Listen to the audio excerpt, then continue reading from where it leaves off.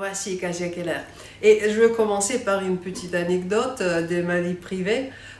Il y a 2 jours, il y a un couple des amis qui est venu me visiter.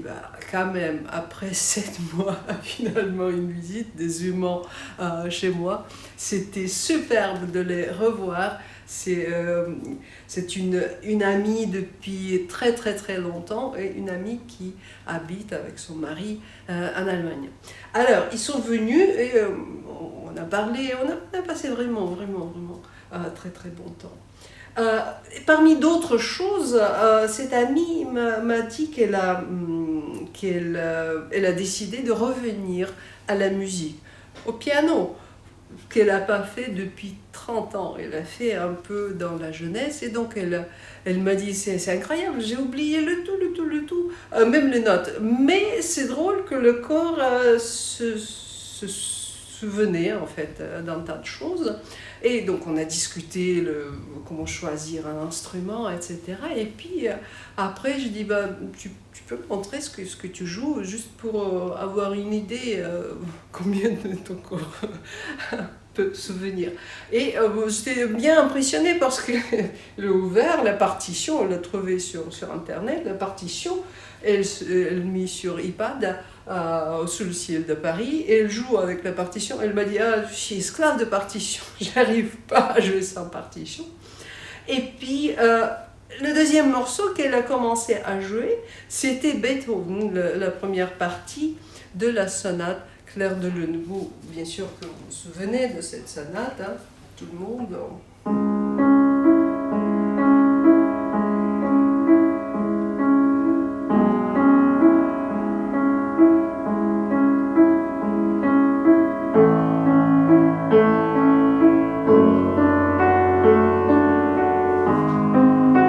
Bon, j'étais bien impressionnée parce que, notamment, elle jouait pas du tout comme un débutant, comme un novice total. Je ne savais même pas qu'elle jouait le piano dans la jeunesse.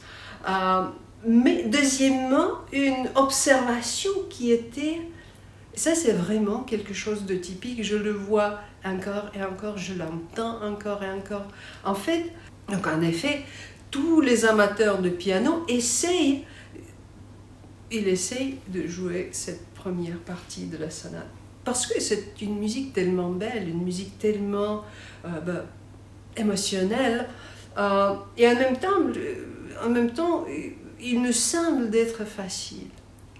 Et pratiquement tous font la même faute.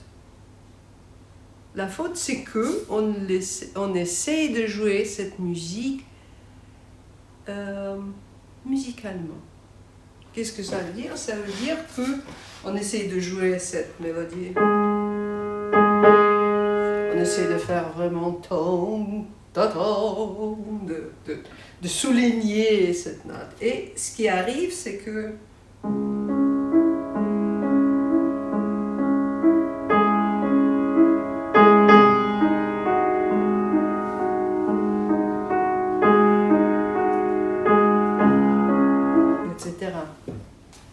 c'est pas mal. Le problème, c'est que si on continue de le faire, de jouer tellement expressif, en fait, on tue le morceau. On tue le morceau parce que la clé de ce morceau, c'est notamment la régularité rythmique. C'est les triolets ici.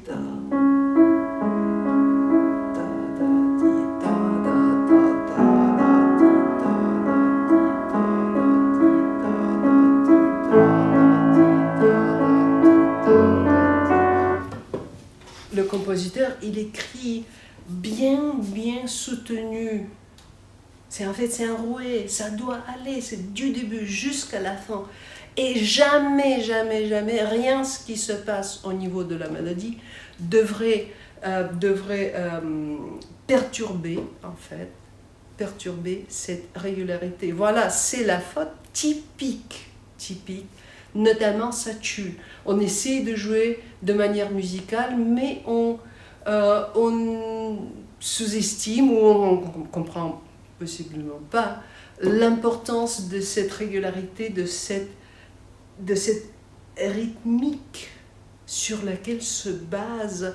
Et en fait, c'est la clé de l'énigme de cette musique, parce que le rouet de cette base rythmique, ça souligne, on n'a même pas besoin de faire expressivo pour que tout ce qui se passe dans la mélodie, ça touche énormément et de manière très très profonde. Donc ça doit aller très régulier, hein.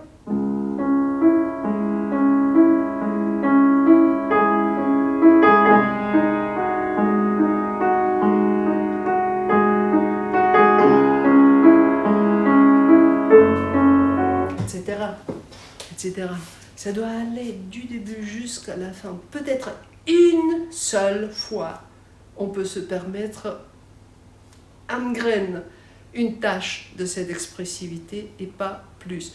Et bon, si vous écoutez des grands interprètes de cette musique, vous allez vraiment remarquer cette régularité. Voilà, ça c'est une chose sur les rythmiques. Je suis sûre qu'il y a des morceaux, si vous n'êtes pas pianiste, je suis sûre qu'il y a des morceaux pour votre instrument que tout le monde joue, ou peut-être des morceaux que vous jouez, sur lesquels vous pouvez notamment jeter un nouveau regard, en vous disant, mais qu'est-ce que la rythmique peut faire pour cette musique?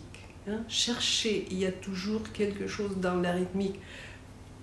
Un autre astuce, moitié de nos problèmes de technique, on pense que c'est dextérité de mes doigts ou coordination corporelle. Non, moitié de ces problèmes, c'est la rythmique qui n'est pas fixée, la rythmique qui n'est pas bien enracinée, qui n'est pas bien solide, parce que vous fixez la rythmique et du coup, le corps tout naturellement trouve un geste pour suivre cette rythmique.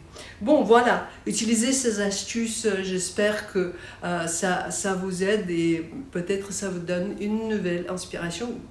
De toute manière, vous réécoutez la belle sonate Clair de lune de Beethoven, c'est une très belle musique. Il y a bien sûr énormément de choses dans la rythmique.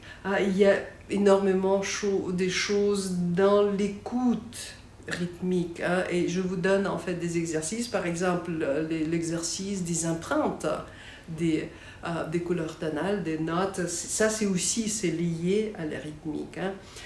Donc vous pouvez utiliser déjà ces techniques pour continuer. Sinon, bon, il y a une formation sur le rythme qui s'appelle Rythme Absolu. On vient de commencer, mais vous pouvez encore nous joindre pour vraiment aller et travailler les rythmiques au fond. Je vous dis bonne inspiration et bon swing dans votre musique. À plus.